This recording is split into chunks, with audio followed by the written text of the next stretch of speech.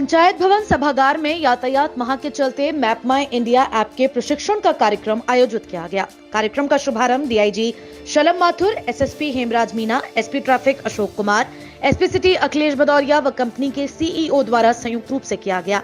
Map माई India app कार्यक्रम के विषय में विस्तार से जानकारी देते हुए डीआईजी शलम माथुर ने बताया कि मैप माई इंडिया मुख्यालय स्तर से ट्रैफिक डिपार्टमेंट के द्वारा एक एएमयू साइन हुआ है।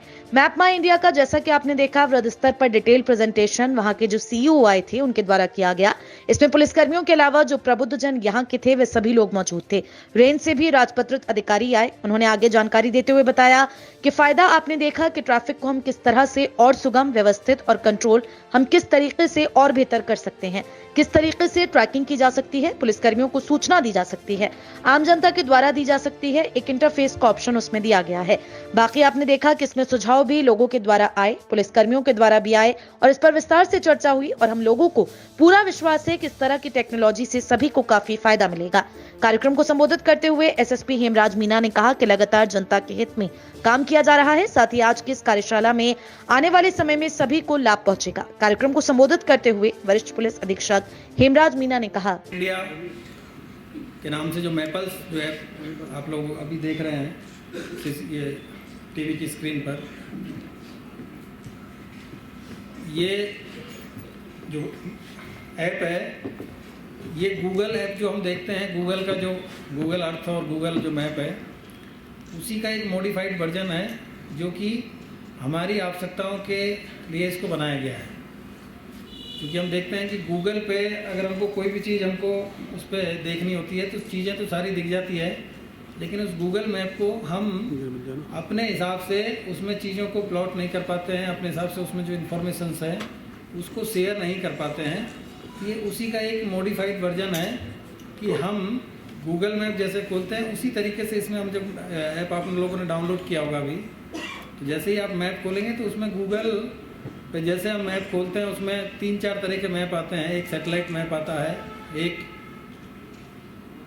वैसा मैप आता है जिसमें कि रोड्स के बारे में जानकारी होती है, एक ट्रैफिक का उसमें मैप आपको दिखाई देता है। तो कई सारे उसके वर्जन्स हैं उसमें। उसी तरीके से जो मैप माई इंडिया के द्वारा जो मैपल्स ऐप डेवलप किया है इसमें सेम उसी को यूज करते हुए उसको हमारे लिए यूजर्स के लिए उसको फ्रेंडली बनाया गया है, यूजर्स फ्रेंडली बना के।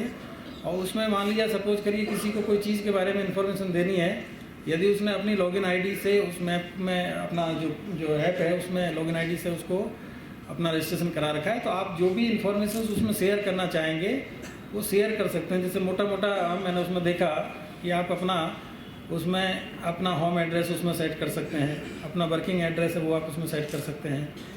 आपको यदि किसी रोड के बारे में इंफॉर्मेशन देनी है कि यहाँ पे रोड जाम है, रोड ब्लॉक है यहाँ पे और टेम्परेरी है, परमानेंट है, तो उसकी आप जानकारी दे सकते हैं। कार्यक्रम में पहुंचे मुख्य अतिथि डीआईजी शलम माथुर ने सिटी चैनल से बात करते हुए कहा कि आज की इस कार्यशाला में सभी से सुझाव दिए गए हैं और जो कमियां हैं उनका आने वाले समय में सुधार होगा। उन्होंने आगे कहा, मैप माई इंडिया जो है ये मुख्यालय स्तर से, डीजी मुख्यालय स्तर से ट्रैफिक डिपार्टमेंट के द्वारा एक एमओयू साइन हुआ है मैप माई इंडिया का। और जैसा आपने देखा वृहद स्तर पे यहाँ पर बहुत डिटेल प्रेजेंटेशन वहाँ के जो सीईओ आए थे उनके द्वारा दिया गया, जिसके अंदर पुलिसकर्मियों के अलावा जो प्रबुद्ध जन यहाँ के थे सभी लोग मौजूद थे। रेंज से भी राजपत्रित अधिकारी आए थे।